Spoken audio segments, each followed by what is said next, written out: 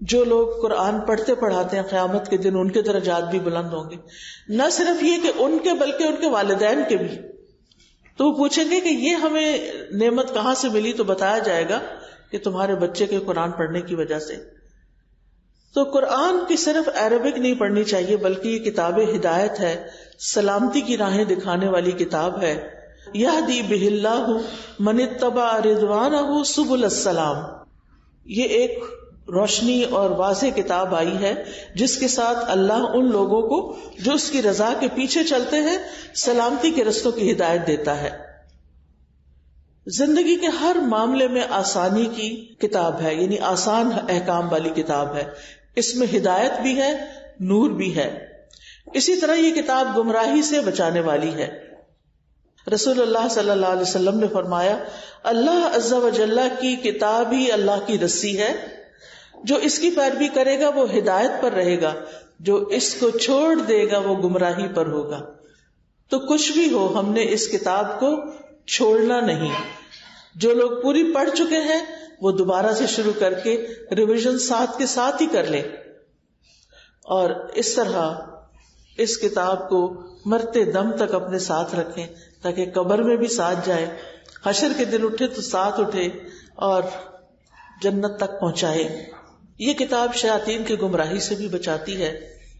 اس سے انسان کو ایک فرقان ملتا ہے. فرقان کہتے ہیں کرائیٹیرین کو، کہ انسان اگر قرآن پڑھا ہوا ہوتا ہے تو خود اس کے اندر ایک فلٹر لگ جاتا ہے جس سے وہ ڈیٹیکٹ کر لیتا ہے کہ کیا چیز اللہ کی پسند کی ہے اور کیا شیطان کی ڈالی ہوئی نجاستیں ہیں، اور ان چیزوں کو اپنی زندگی سے باہر نکال دینا ہے. قرآن کی بدولت حکمت اور دانائی بھی ملتی ہے. انسان کو بہت سی ایسی باتیں سمجھ آتی ہیں جو اس کے بغیر سمجھ نہیں آتی. پھر یہ گناہوں سے بچانے کا ذریعہ بھی ہے، یعنی قرآن. کیونکہ اگر ہمیں نہیں پتا کہ اللہ تعالیٰ کس بات پہ ناراض ہوتے ہیں تو ہم شوق سے کرتے رہیں گے. سب لوگ تالیاں بجائیں گے ہمارے لیے، اللہ تعالیٰ ناراض ہو رہے ہیں، لوگ خوش ہو رہے ہیں، اور ہمیں پتہ ہی نہیں کہ حقیقت میں کیا ہو رہا ہے. تو یہ قرآن بتاتا ہے کہ اللہ تعالیٰ کن چیزوں کو پسند کرتا ہے اور کن چیزوں پر ناراض ہوتا ہے. پھر اسی طرح قرآن کے نزول کا مقصد صرف تلاوت نہیں ہے بلکہ اس کا مقصد آیات میں غور و فکر اور اس سے نصیحت حاصل کرنا ہے.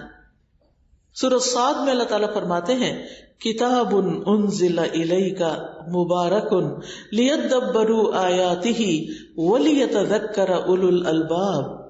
جو کتاب ہم نے آپ کی طرف نازل کی ہے بڑی برکت والی ہے تاکہ لوگ اس کی آیات میں غور و فکر کریں اور اہل عقل اس سے سبق حاصل کریں. عقل والے اس کتاب سے سبق سیکھے. حسن بصری کہتے ہیں قرآن اس لیے نازل کیا گیا تاکہ اس پر غور و فکر کیا جائے اور اس پر عمل کیا جائے، لیکن کچھ لوگوں نے تو اس کو اپنی صرف تلاوت کی کتاب بنا لیا ہے. یعنی صبح اٹھتے ہیں روٹین میں اس کو کھولتے ہیں، کچھ آیتوں کی کچھ پیجز کی تلاوت کرتے ہیں، بند کرتے ہیں، رکھ دیتے ہیں. جیسے کھولنے سے پہلے تھے ویسے ہی بعد میں ہوتے ہیں. کسی آیت پر نہیں رکتے، کسی کا مطلب نہیں پتا، دل پہ کوئی اثر نہیں ہوتا. لہذا پڑھنا ثواب کا تو ہو گیا لیکن عمل میں کچھ نہیں آتا. اللہ سبحانہ وتعالیٰ قرآن مجید میں قرآن پر تدبر کا حکم دیتے ہیں. فرمایا افلم یدبروا القول ام جاءہم ما لم یأت آباؤہم الاولین. کیا انہوں نے قرآن پاک میں غور نہیں کیا، یا ان کے پاس وہ چیز آئی ہے جو ان کے پہلے باپ دادا کے پاس نہیں آئی تھی؟ کوئی انوکھا دین آیا ہے ان کے پاس جس کو پہچان نہیں رہے. تو یاد رکھیے ابن تیمیہ کہتے ہیں جو ہدایت کی غرض سے قرآن میں تدبر کرتا ہے اس کے لیے حق کا راستہ واضح ہو جاتا ہے. جو ہدایت کے لیے تدبر کرتا ہے اس کو ہدایت لازماً مل جاتی ہے.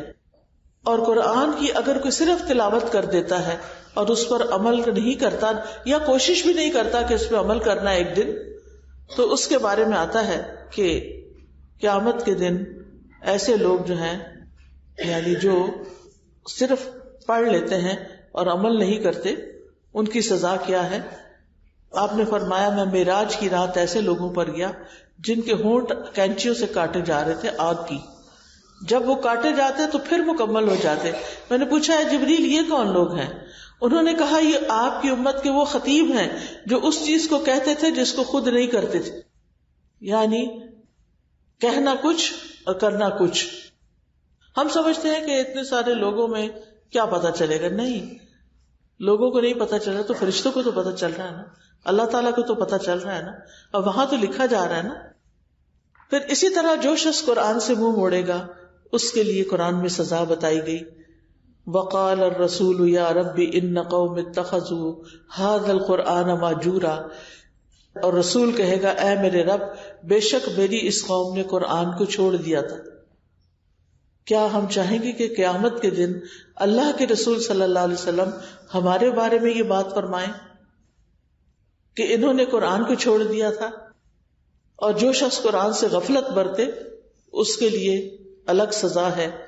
سمرہ بن جندب سے روایت ہے کہ نبی صلی اللہ علیہ وسلم خواب بیان کرتے ہوئے فرما رہے تھے کہ ایک شخص کا سر پتھر سے کچلا جا رہا تھا. آپ نے کچھ چیزیں دیکھی تھی، ان لوگوں کے جسم دیکھے تھے جو قرآن یا نماز نہیں پڑھتے، اور پھر آخرت میں وہ چھپ چھپ کر سامنے نہیں آئیں گے.